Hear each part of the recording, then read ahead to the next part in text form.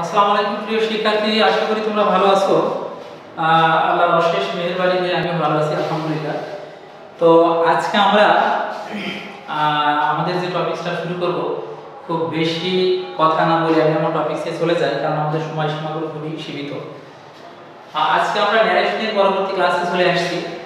তো আমরা এর আগে শিখেছিলাম যে ন্যারেশন মানে আমরা ডাইরেক্ট ন্যারেশনকে ইনডাইরেক্ট করতে গেলে বিশেষ কিছু মৌলিক নিয়ম আমাদেরকে মনে রাখতে হয় বা পালন করতে হয়।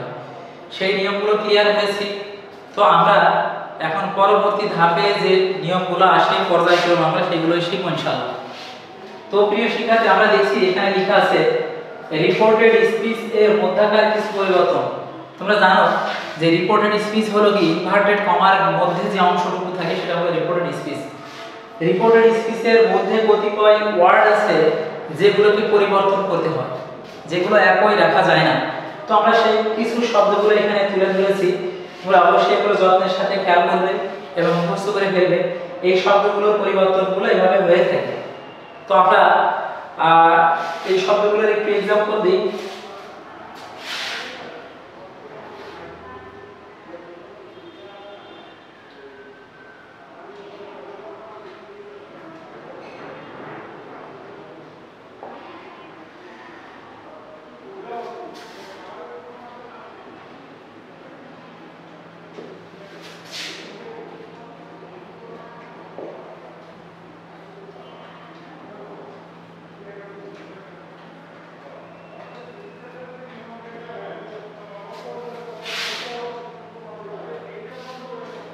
এটা একটা ডাইরেক্ট ন্যারেশন। আমরা ডাইরেক্ট ন্যারেশনের ভিতরে এখানকার যে কোনো একটা শব্দ হয়তো পাচ্ছি, তো এই শব্দগুলোর পরিবর্তন আমরা কিভাবে করব এটা আমাদের খেয়াল রাখা দরকার। আমরা যেমনই ভাবে এর আগে দিন আমরা শিখেছিলাম রিপোর্টিং ভার্বের পরিবর্তন করতে হয়, ইনভার্টেড কমার পরিবর্তন করতে হয়, রিপোর্টেড স্পিচের সাবজেক্ট পরিবর্তন করতে হয় এবং টেন্স পরিবর্তন করতে হয়। তো এই চারটা বিষয় পরিবর্তনের পাশাপাশি আমাদের আরো কিছু শব্দ আসতে পারে যেগুলো পরিবর্তন করতে হয়। তেমনই একটা শব্দ আমরা এবারে পেয়েছি নাও। তো তোমরা এখানে দেখছো যে আসলে নাও থাকে কি পরিবর্তন করতে হয়, দেন পরিবর্তন করতে হয়। তাহলে নাও থাকে পরিবর্তন করে যে ওয়ার্ডটি আমরা লিখি সেটা হলো দেন। তো এখন আমরা একটু দেখি, আগের দিন আমরা শিখেছি প্রথম সেন্টেন্সটি লিখলাম, এখানে প্রথম ওয়ার্ডটি আছে রানা, রানা। এরপরে দেখবো যে আমরা সেই বসাইতে গিয়ে দেখবো এটা কোন সেন্টেন্সে আছে। রিপোর্টেড স্পিচটি অর্থাৎ ইনভার্টেড কমার ভিতরে অ্যাসার্টিভ সেন্টেন্স যদি থাকে তাহলে আমরা এখানে সেইড ব্যবহার করি। আবার শুধু সেইডই নয়, আমরা অনেকগুলো শব্দ ব্যবহার করতে পারি। সেইড, টোল্ড, অ্যাডেড, রিপ্লাইড, অনেক কথা ব্যবহার করতে পারি। তো এখন আমরা যেহেতু রিপোর্টেড স্পিচের মধ্যে অ্যাসার্টিভ সেন্টেন্স পেয়েছি, তাহলে এটা অ্যাসার্টিভ সেন্টেন্স বলে আমরা এখানে সেইডই ব্যবহার করতে পারি। তাহলে এখানে নাম সেইড। এরপরে ইনভার্টেড কমা উঠিয়ে দিয়ে কি বসাতে হয় তোমরা জানো নিশ্চয়ই। রিপোর্টেড স্পিচটি অর্থাৎ ইনভার্টেড কমার মধ্যে যদি অ্যাসার্টিভ সেন্টেন্স থাকে তাহলে এখানে আমরা কমা উঠিয়ে দিয়ে দ্যাট ব্যবহার করি। তাহলে এখানে আমরা দ্যাট এর ব্যবহারটা দেখাবো। এরপর যে পরিবর্তন সেটা হলো রিপোর্টেড স্পিচের মধ্যকার সাবজেক্ট পরিবর্তন। প্রিয় শিক্ষার্থী, আমরা এর আগে শিখেছি যে সাবজেক্ট পরিবর্তন করতে গেলে রিপোর্টেড স্পিচের সাবজেক্টটি যদি থার্ড পারসন হয় তাহলে উক্ত সাবজেক্টটি বসে যায়, তার কোনো পরিবর্তন করতে হয় না। তো আমরা এখানে দেখছি মাদার, মাদার অবশ্যই থার্ড পারসন, যার কারণে আমরা এখানে কোনো পরিবর্তন করব না, মাদারই ব্যবহার করব।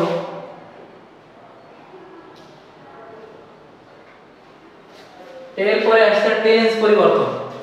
আমরা দেখছি যে এখানে টেন্সটি আছে প্রেজেন্ট কন্টিনিউয়াস টেন্সে। তো আমরা এর আগে শিখেছি যে রিপোর্টেড স্পিচটি প্রেজেন্টের যেই টেন্সে থাকবে পাস্টের সেই অনুরূপ একই টেন্সে ব্যবহার করব আমরা। তাহলে এখানে যেহেতু পেয়েছি যে প্রেজেন্ট কন্টিনিউয়াস টেন্স, তাহলে অবশ্যই আমরা পাস্ট কন্টিনিউয়াস টেন্সে ব্যবহার করব। তাহলে পাস্ট কন্টিনিউয়াস হলে কি হয়, ওয়াজ,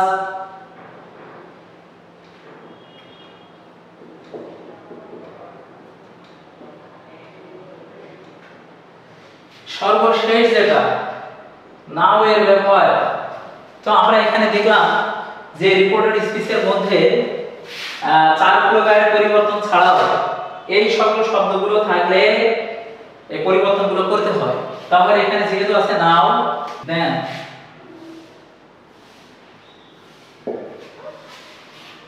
তো প্রিয় শিক্ষার্থী, এটা আমরা এক ধরনের পরিবর্তনগুলো লক্ষ্য করলাম। এর পাশাপাশি আমাদের আরো কিছু মৌলিক পরিবর্তন লক্ষ্য করতে হবে।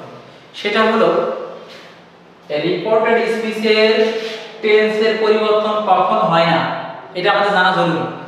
কারণ আমরা অনেক সময় রিপোর্টেড স্পিচের টেন্স যদি পরিবর্তন করে ফেলি, দেখা যায় যে বাক্যটিতে পরিবর্তনের প্রয়োজন নাই, আমরা টেন্সের পরিবর্তন করে ফেললাম, তখন বাক্যটি সঠিক হবে না। তো আমরা একটু বুঝতে চেষ্টা করব যে আসলে কখন রিপোর্টেড স্পিচের টেন্সটি পরিবর্তন হয় না, একটু খেয়াল করি।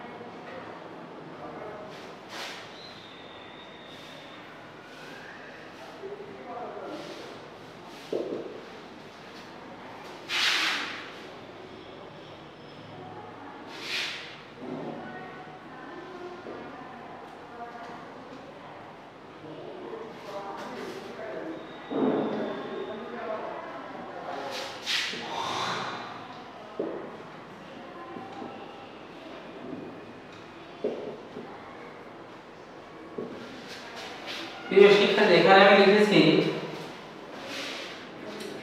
রিপোর্টেড স্পিচটি যদি চিরন্তন সত্য বাক্য হয় তবে তার টেন্সের কোনো পরিবর্তন হয় না। আমরা বুঝতে চেষ্টা করব রিপোর্টেড স্পিচটি যদি চিরন্তন সত্য বা চিরন্তন বাক্য হয়, তাহলে আমরা একটু দেখি, একটা एग्जांपलेর সাহায্যে বুঝতে চেষ্টা করি।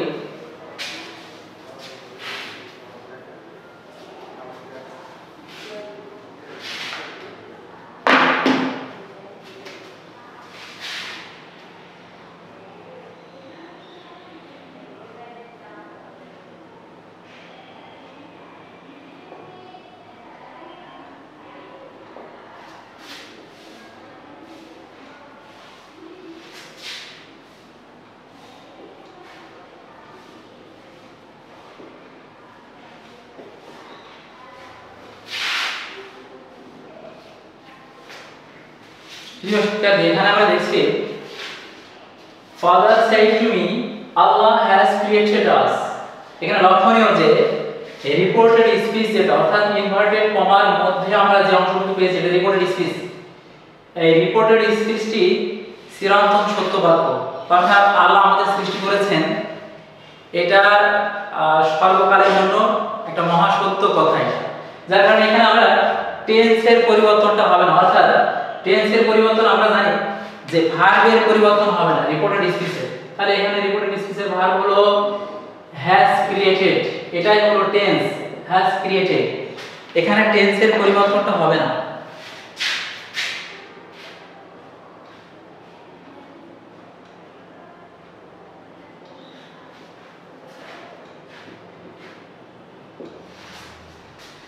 প্রিয় শিক্ষার্থী, এখানে আমরা দেখছি সেইয়ের পরিবর্তে টোল্ড ব্যবহার করলাম, কারণ কি?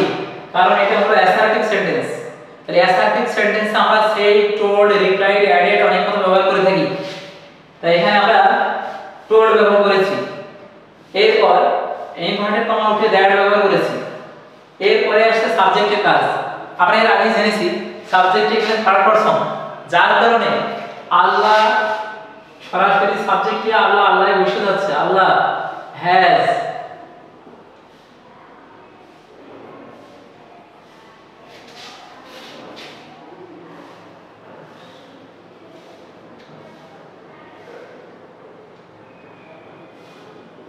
Allah has created us, এখানে আমরা দেখছি has created, উপরে আছে has created। আমরা had created ব্যবহার করতে পারতাম কিন্তু করলাম না, কারণ কি?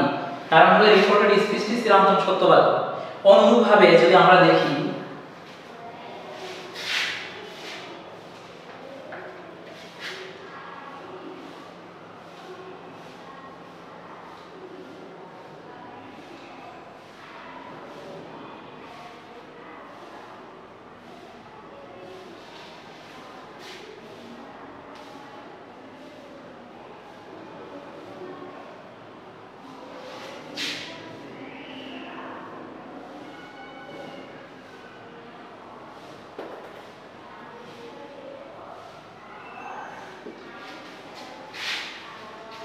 এখানে আমরা লিখেছি teacher said to me the earth is round। শিক্ষক আমাকে বললেন যে পৃথিবী গোলাকার। তো এখানে যে বিষয়টা আছে যে পৃথিবী গোলাকার, এটা চিরন্তন সত্য। এখানেও আমরা টেন্সের কোনো পরিবর্তন দেখব না, অর্থাৎ উত্তরটা হবে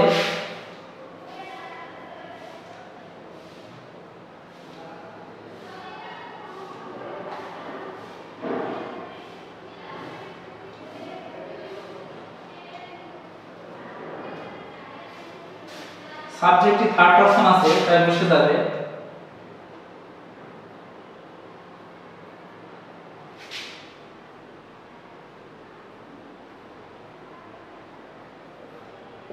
প্রিয় শিক্ষার্থী, এখানে ইজ ব্যবহার করা ছিল, এখানে ইজি ব্যবহার করা হলো।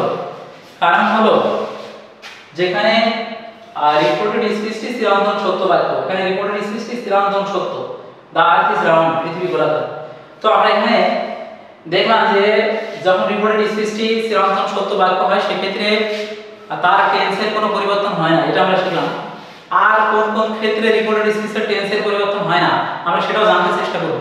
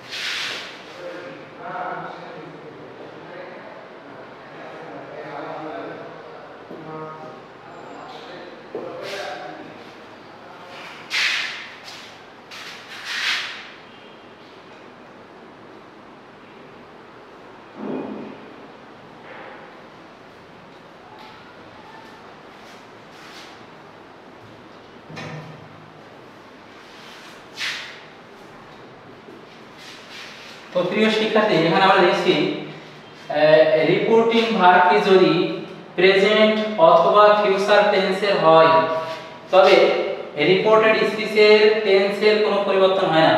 আমরা একটু বুঝতে চেষ্টা করি। রিপোর্টিং ভার্ব অর্থাৎ কোন ভার্ব? এটা হচ্ছে রিপোর্টিং ভার্ব সেইজ। রিপোর্টিং ভার্ব হলো সেইজ। এই সেইজ ভার্বটি এখানে প্রেজেন্ট টেন্সে আছে। আমরা বুঝতে চেষ্টা করি এটা যদি প্রেজেন্টের অথবা ফিউচার টেন্সের হয় রিপোর্টিং ভার্বটি, তাহলে আমরা রিপোর্টেড স্পিচের টেন্সের পরিবর্তন করব না, মানে ভার্বের কোনো পরিবর্তন করব না, একই ভার্ব থেকে যাবে। যদি আমরা বাক্যটি দেখি,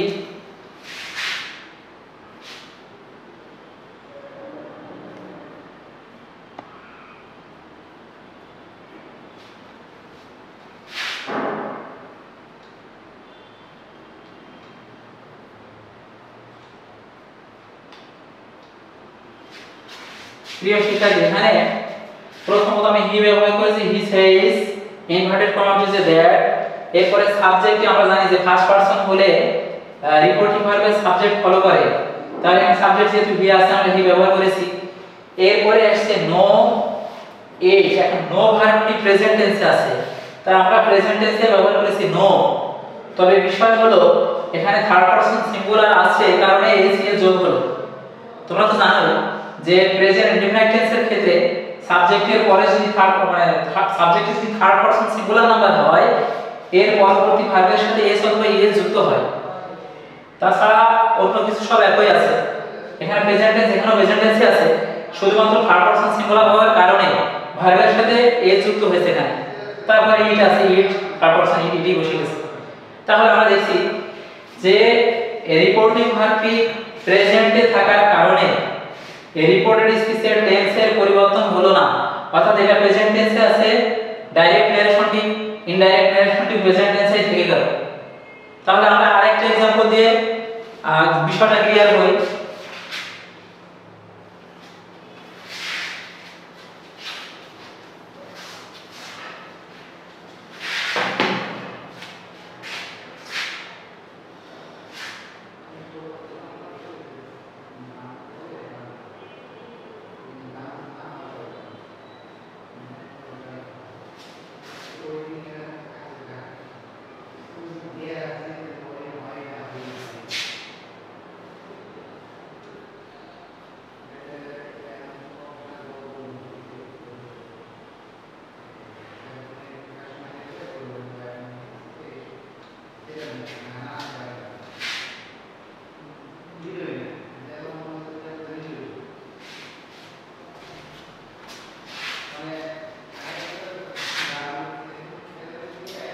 প্রিয় শিক্ষার্থী, এখানে আমরা বাক্যটি দেখছি father will say to me, father will say to me you have to do the work. এখানে আমরা দেখছি ফাদার উইল সে, এটা একটু বুঝতে চেষ্টা করি। এখানে উইল সে কি হলো রিপোর্টিং ভার্ব সে, কিন্তু এটা আছে ফিউচার টেন্সে। তো আমরা নিয়ম অনুযায়ী যেটা পেলাম, রিপোর্টিং ভার্বটি প্রেজেন্ট অথবা ফিউচার টেন্সে হলে রিপোর্টেড স্পিচের টেন্সের পরিবর্তন হবে না। প্রিয় শিক্ষার্থী, এখানে আমরা টেন্সের পরিবর্তন করলে আমরা এখানে পেতাম যে হ্যাড টু, যেহেতু এখানে হ্যাড টু আছে আমরা অবশ্যই হ্যাড টু ব্যবহার করতাম, কিন্তু সেই পরিবর্তনটা হচ্ছে না, কারণ উইল সেটা হলো রিপোর্টিং ভার্ব এবং এই ভার্বটি ফিউচার টেন্সে আছে। তাহলে আমরা একটু উত্তরটা করি।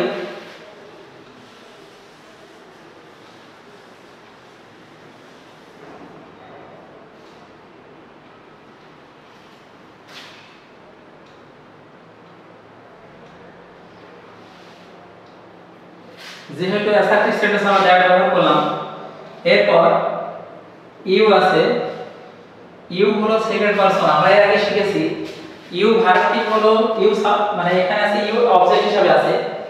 এখন এই ইউটি যেহেতু এটা এই ইউ সাবজেক্ট, এটা একটা সাবজেক্ট আছে ইউ, আর এই ইউ যেহেতু সেকেন্ড পারসন, আমরা এর আগে শিখেছি সেকেন্ড পারসন হলে তারা অবশ্যই রিপোর্টিং ভার্বের অবজেক্ট ফলো করবে। রিপোর্টিং ভার্বের অবজেক্ট আছে মি। এখন যেহেতু ইউ সাবজেক্ট হিসেবে ব্যবহার করা হয়েছে, মি কে আমরা সাবজেক্ট করলে পাই আই, তাই এখানে আমাকে অবশ্যই আই ব্যবহার করতে হবে, আই। এরপর আমরা খেয়াল করি এখানে হ্যাভ টু আছে। প্রিয় শিক্ষার্থী, আমরা হ্যাভ টু ব্যবহার করব এই কারণে রিপোর্টিং ভার্বটি ফিউচার টেন্সে আছে, এই কারণে আমাকে হ্যাভ টু ব্যবহার করতে হবে।